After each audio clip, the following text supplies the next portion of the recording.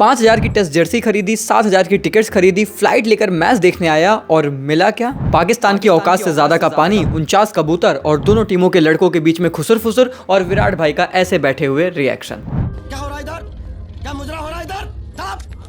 दाब लगा। भाई सच कहते हैं लोग, जिनके पास पैसा आ जाता है ना, फिर उनको काम करने का मन नहीं करता। बीसीसीआई को ही देख लो, एक हफ्ते का समय था कार्यक्रम बनाने के लिए, मैचेस को रीशेड्यूल किया भी था, यहाँ के मैचेस वहाँ किए भी थे, लेकिन फिर भी पहला ही मुकाबला ऐसा रखा जो बारिश में धुल गया। और इनफैक्ट ये बात जानते हुए भी कि विराट की टेस्ट रिटायरमेंट के बाद ये उनकी पहली अपीयरेंस होने वाली है किसी क्रिकेट मैच में, और आपके पास वेदर डेटा होता है। वेदर डेटा देख कर ही आप ये प्लान बना रहे हो कि कोलकाता में फाइनल नहीं होस्ट कराते हैं, लेकिन ये मैच आपने यहीं पर कराया। तो अब बीसीसीआई की तो भैया मैं इस सब पर क्या ही तारीफ करूं, लेकिन तारीफ करूंगा विराट के फैंस की, क्योंकि शायद ज्यादा बुरा भी तो इसी बात का लग रहा होगा कि यार फैंस ने कितनी मेहनत की थी। बेंगलोर ने लाल समंदर को पूरा सफेद बना दिया था विराट कोहली को ट्रिब्यूट देने के लिए, लेकिन ऑफिशियली वो ट्रिब्यूट पूरा नहीं हो पाया। वैसे ऑफिशियली ये काम भले ना हो पाया हो, पर बेंगलोर की जनता ने जो करिश्मा करके दिखाया है ये सालों साल याद रखा जाएगा। बारिश की उम्मीद थी और शायद सबको ये बात पता था कि लगभग 0% चांस है इस मैच के ऑफिशियली हो जाने के। हम टेलीग्राम पर आपको शाम से बोल रहे थे कि लग नहीं रहा है ये मुकाबला आज संभव हो पाएगा, लेकिन फिर भी फैंस आते हैं, सफेद जर्सी पहन कर आते हैं, अपने किंग को सपोर्ट दिखाते हैं, उम्मीद करते हैं कि उनकी एक अपीयरेंस देखने को मिलेगी, उनको हम ट्रिब्यूट दे पाएंगे। वो ट्रिब्यूट ऑफिशियली नहीं दे पाए, पर विराट ने डगआउट में बैठकर ये नज़ारा ज़रूर देखा। और इसी बारिश के बीच उससे भी क्रेजी नज़ारा तो नेचर ने दिखा दिया था, जब भैया चिन्नास्वामी के आसमान में सफ़ेद कबूतर नजर आ गए। ऐसा लगा कि वो भी किंग को ट्रिब्यूट ही देने आए हैं, लेकिन तुम्हें तो पता है कि साला मीम बिरादरी तो चुप बैठेगी नहीं। अब उसमें कुछ हरामी लोग ऐसे हैं कि भैया कबूतर गिनने लगे, और गिनने के बाद उन्हें पता चला कि ये कबूतर तो 49 है। और इस बात को वेरीफाई करने के लिए कुछ लोगों ने उस फोटो को चैट जीपीटी पे डाला और उससे पूछा कि बताओ यहाँ पर कितने कबूतर हैं। भाई सच में 49 ही थे यार। इस पर सामने वाली टीमों के फैंस को मसाला मिल गया। वो कह रहे हैं कि कबूतर कोई विराट भाई को ट्रिब्यूट देने नहीं आए थे, बल्कि 49 के रिकॉर्ड को याद दिलाने आए थे।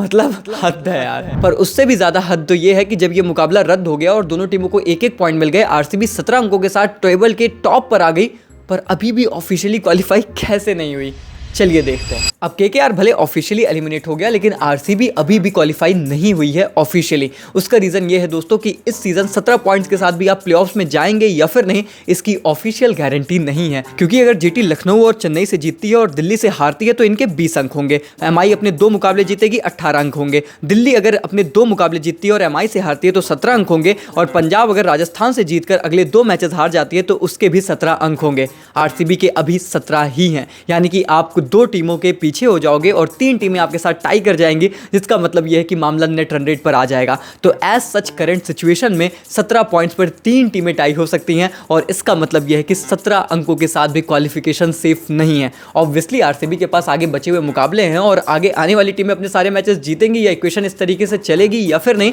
इसकी कोई गारंटी नहीं है। पर इस बात की गारंटी है कि 17 अंकों के साथ भी प्लेऑफ श्योर शॉट तो नहीं है। और यह बताता है कि इस साल पॉइंट्स टेबल की जंग कितनी तगड़ी है। मुझे तो वो 2013 का साल याद आ गया जब आरसीबी 18 अंकों के साथ एलिमिनेट हो गई थी। मतलब 18 अंकों के साथ आप कैसे एक्सपेक्ट करते हो कि कोई टीम प्लेऑफ्स में नहीं जाएगी, पर ऐसा कारनामा हुआ था। लेकिन इस बार ऐसा बिल्कुल नहीं होगा अगर आज के दोनों मुकाबले आरसीबी के अकॉर्डिंग चले गए या उसमें से एक भी चला गया। क्योंकि आपको बता दूं कि आरसीबी आज ऑफिशियली क्वालिफाई कर जाएगी प्लेऑफ्स के लिए अगर पंजाब या फिर दिल्ली में से कोई भी एक टीम आज अपना मुकाबला हार जाती है। तो आरसीबी फैंस, आपको पता है कि आपको किसे सपोर्ट करना है। पर भाई मेरा काम है कहानियां सुनाना, और मैं एक ऐसी कहानी को सपोर्ट करना चाहता हूं जो आज बीच मैदान में बारिश के बीच मैंने डगआउट में देखी।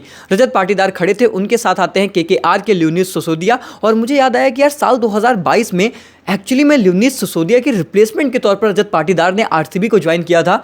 आज दोनों एक दूसरे के अगेंस्ट हैं और परिस्थिति कितनी बदल गई कि वो रजत पाटीदार जो उस बंदे के रिप्लेसमेंट के तौर पर आया था, आज वो बंदा आरसीबी टीम का कप्तान है।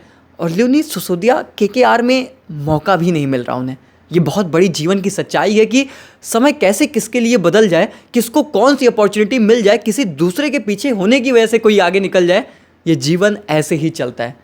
न्याय है अन्याय है ये नहीं पता, पर चलता है ऐसे। पर आज किसका क्या चलेगा ये डिफाइन करेगा कि उनका सीजन आगे बढ़ेगा या फिर नहीं। क्योंकि भैया 4 टीमें आमने सामने और उसमें से 3 टीमें प्लेऑफ्स के प्रबल दावेदार बन सकते हैं। तो आज के मुकाबले बहुत तगड़े हैं। सुपर संडे में आपका स्वागत है। पहला मैच खेला जाएगा पंजाब और राजस्थान के बीच। मेरे हिसाब से पंजाब के लिए ये मुकाबला मस्ट विन है, स्पेशली जब आप ये देखते हो कि आप नेक्स्ट 2 मैचेस दिल्ली और एमआई के बीच खेल रहे हो, जो अपने दिन पर किसी को भी आसानी से हरा सकते हैं। आप ऐसी परिस्थितियों में फंसना नहीं चाहते हैं। मस्ट विन मुकाबला मुकाबला इसलिए है पंजाब के लिए क्योंकि अगर आप एक जीतते हो तो शायद आप परमुटेशन कॉम्बिनेशन के साथ प्लेऑफ्स में चले जाओगे, 2 चाहिए आपको एश्योरेंस के लिए, तो एटलीस्ट एक मुकाबला इधर तो जीतना अब कंपलसरी है। लेकिन अगर यहीं पर पंजाब मुकाबला हार जाती है तो आरसीबी के टॉप 2 में जाने के चांसेस और दिल्ली के प्लेऑफ्स में जाने के चांसेस बढ़ भी जाएंगे। तो हर एक टीम के फैन की लॉयल्टी आज स्प्लिट होने वाली है। खैर, दोनों टीमों की बात करें तो राजस्थान के लिए इस सीजन सबसे बड़ा डाउनफॉल उनकी बल्लेबाजी गेंदबाजी वैसे तो दोनों थी, पर गेंदबाजी ने बहुत डिसअपॉइंट किया। इनके पेसर्स इस सीजन के सबसे खराब पेसर्स में से एक है और वहीं पर स्पिनर्स ने भी काफी ज्यादा डिसअपॉइंट ही किया है। बल्लेबाजी हाल फिलहाल में दुरुस्त हुई है पर अब कोई खास मतलब बचता नहीं है। और वहीं पर पंजाब की बात करें तो उनकी सबसे बड़ी ताकत ही उनके बल्लेबाज ही हैं। तो भैया बल्लेबाज और गेंदबाज के बीच की लड़ाई है और गेंदबाजी राजस्थान की बहुत बड़ी कमजोरी रही है। जयपुर की बात करें तो वहां पर स्पिनर्स को सपोर्ट भी मिला लेकिन फिर भी इनके स्पिनर्स उतना ज़्यादा इफेक्टिव नहीं नजर आए। अब ऐसे में दोनों टीमों की प्लेइंग 12 आखिर क्या होने वाली है? मुझे लगता है दोस्तों कि मार्कस स्टोनिस और जॉश इंग्लिश के ना होने की वजह से नंबर 3 पर मिच ओवेन नजर आएंगे